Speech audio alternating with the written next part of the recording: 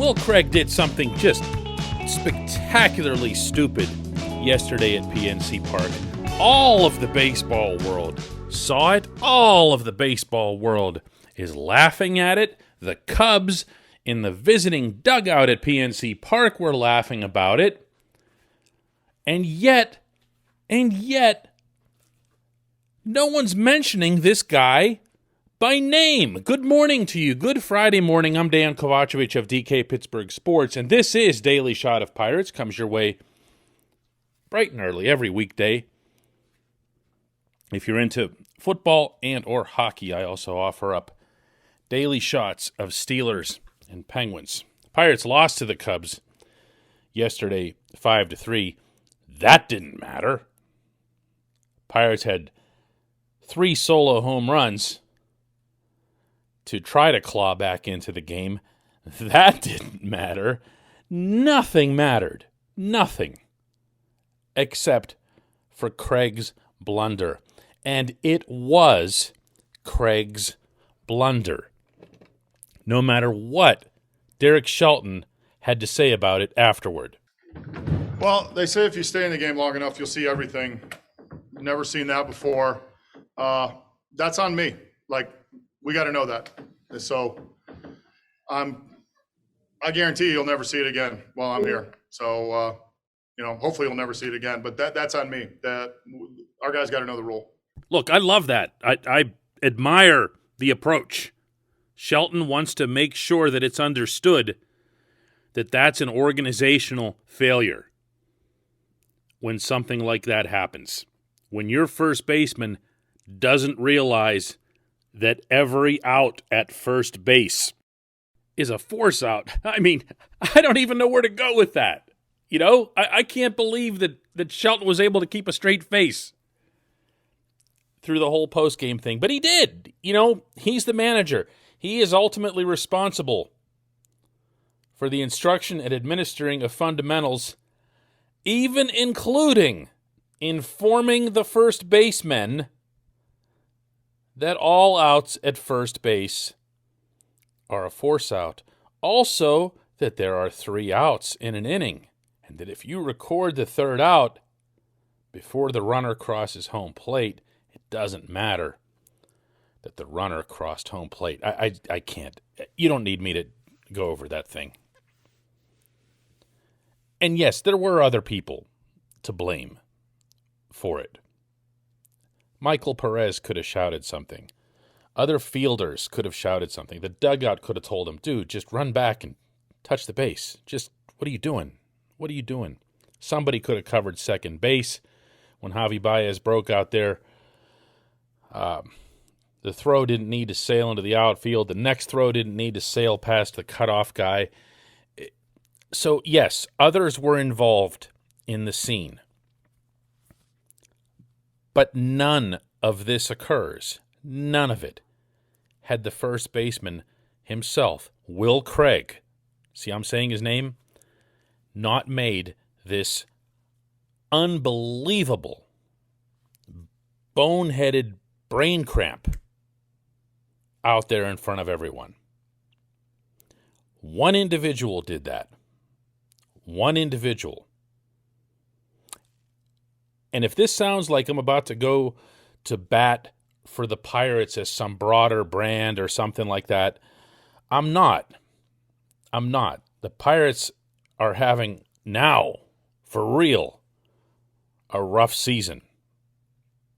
Not in everyone's imagination. Not through the first month, obviously. April went pretty well, actually. All things kept in context. But they've now lost 21 of their last 27 games. And it's starting to get, well, it's not starting to get, it's there. It's ugly. They need some injured players to come back. They need some starting pitchers to pitch the way they were a month ago. And they need to give their bullpen a break. And the fact that those first 2 things aren't happening has me really concerned about the third thing, because these relievers, their arms are going to fall off at some point. So the Pirates are what they are in 2021. I guess the part that got to me yesterday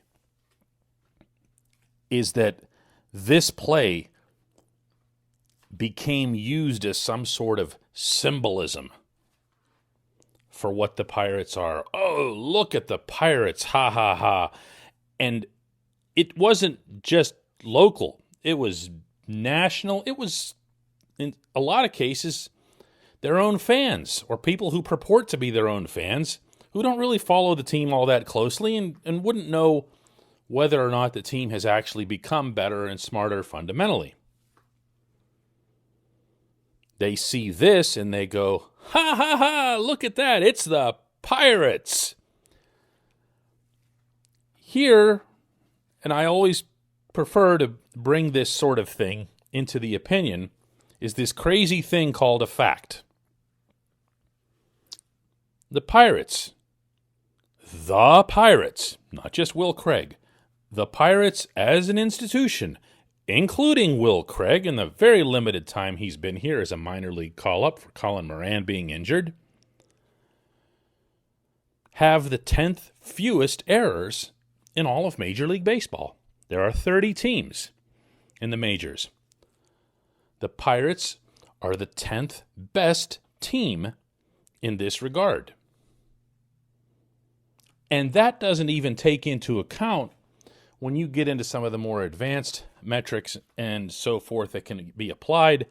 A lot of those attached to the catching position because of your ability to control the running game. The Pirates have arguably, not definitively, but arguably, the best defensive catcher in baseball. They still give up too many steals. That's on their pitchers. Does that also count into your defensive metrics? Sure it does, because you're out there and, the goal is to not give up runs when you're in the field.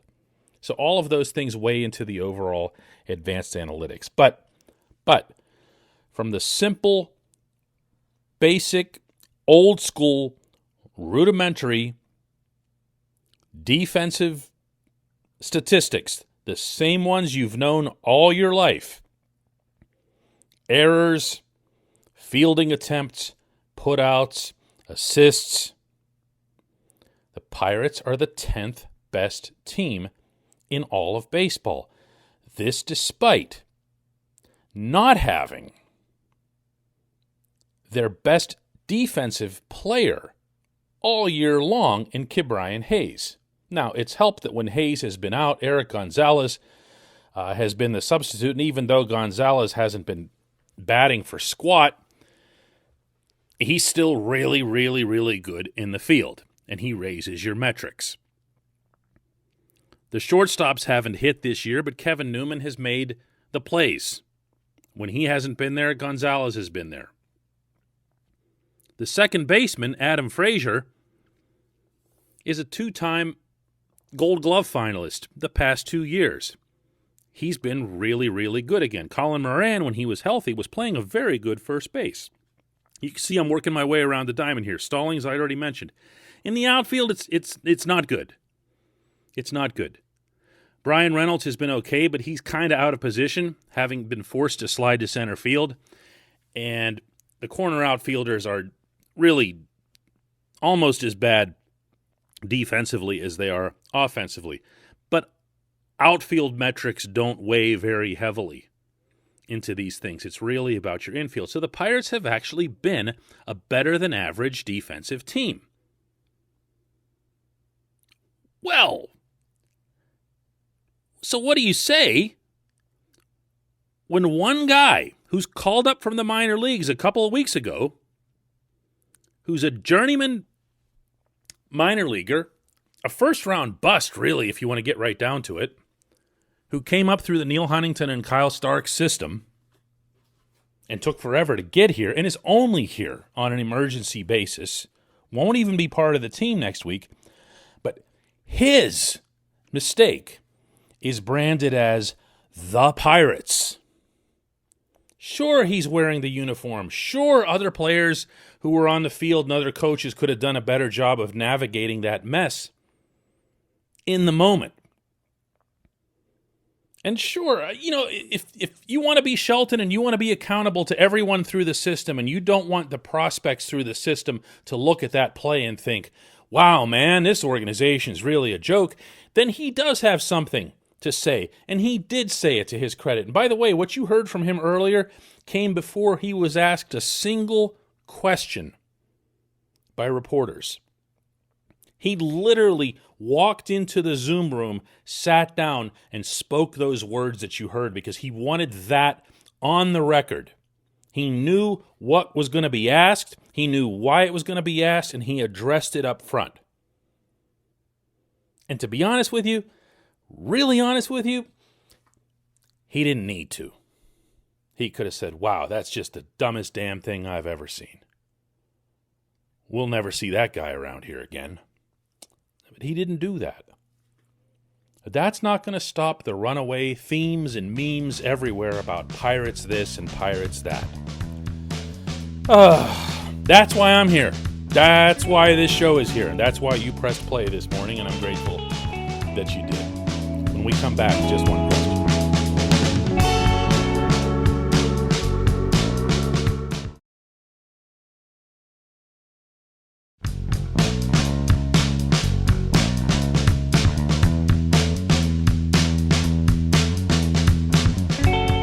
Welcome back. It's time for Just One Question. That's brought to you always by our friends at the North Shore Tavern, directly across Federal Street from PNC Park. Head over there tonight before the 6:35 p.m. first pitch at PNC Park against the Rockies. North Shore Tavern is home to Steak on a Stone, which has to be experienced as well as eaten.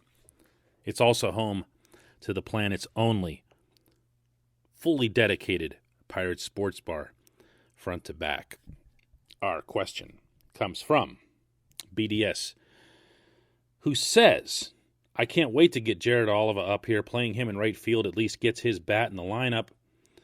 And even if he hits 240, 250, it's way more than you're going to be getting out of Gregory Polanco. Once Ke'Bryan Hayes is back, then for a month or two, your lineup or batting order should be, you ready for BDS's lineup?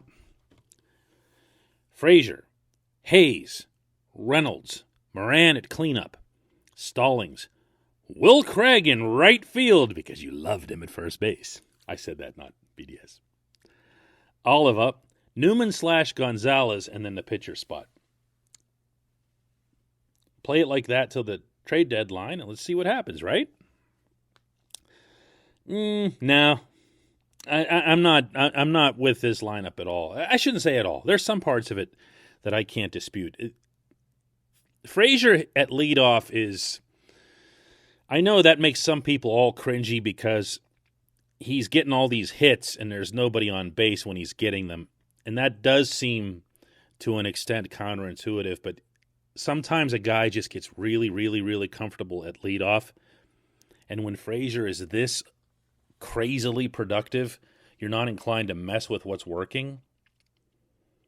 So I can understand leaving him up there. Ke'Bryan Hayes at second is something that makes some sense, but I could also see flipping him and Reynolds because I have not seen tendencies from Reynolds to drive in runs, meaning getting the bat off of his shoulder. He's trying to walk guys in, and that's not going to work. Some things will never change about baseball, and that's one of them. So I'd maybe flip those two. Moran at cleanup is a no-brainer. Stallings at fifth, I guess. I think a lot of Jacob Stallings is a baseball player, not nearly as much as a hitter. And all things being relative to the lineup, yeah, I guess you could say that. But with the state of where things are on this team, and I see that your goal here is to get Polanco out. Ben Gamel's hitting well enough that even if he isn't part of the future, if you're just writing day-to-day lineups, which it sounds like you are, Gamel might be the guy that I consider for that spot. But then that could change in like days. I mean, Ke'Bryan Hayes isn't even going to be back in the lineup. He's not allowed to be back in the lineup until June 3rd. So by that point, Gamel could be DFA'd for all we know. And Will Craig is not playing right field. Will Craig's not playing first base. Will Craig's going to be DFA'd. Not because of the blunder, but just because that's who he's always been. He's a guy that you DFA. So then you have Oliva and then the shortstop's position. And I see that you have Newman/Gonzalez as that, but I didn't bring up Cole Tucker for nothing if I'm the Pirates. Newman and Gonzalez have had a significant number of plate appearances between them through this first third of the baseball season. I don't feel all that urgent about giving them more. I'd like to give Cole Tucker a run of plate appearances after all the extensive work that he's done, after a couple of the balls that he's been able to drive since he's been up here. So he would be my guy there. And whether he or Oliva is 7th or 8th, that's when we're going to start getting into some silly discussions. So that's where I would be for the lineup. Again, if it's just day-to-day, not necessarily thinking too much about the future, the saddest part of this whole list that you turned in and that I just turned in here is that Ben Gamel is your outfield option. Not to keep making a thing about outfielders like I did yesterday, but you've got to find some young outfielder somewhere, somehow. They've got to come into the organization. And maybe that's what you'll see Cherington do whenever he's moving the various vets that'll be on the block by this deadline that you mentioned. Richard Rodriguez, Tyler Anderson, and so forth. Get some outfielders. Not for now, not for short-term needs, but because the organization's got almost none. I appreciate the question. I appreciate everybody listening to Daily Shot of Pirates. We will do another one Monday.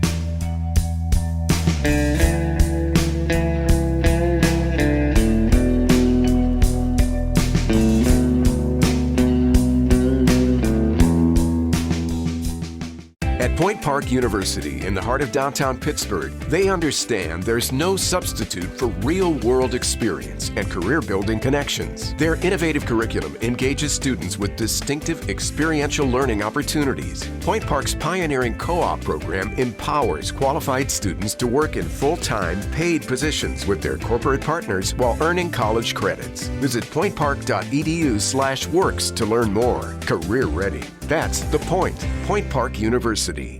Your front door, your car, your gym locker, your gun. Safety is a habit. Learn more about how to keep guns safe and secure. Visit projectchildsafe.org.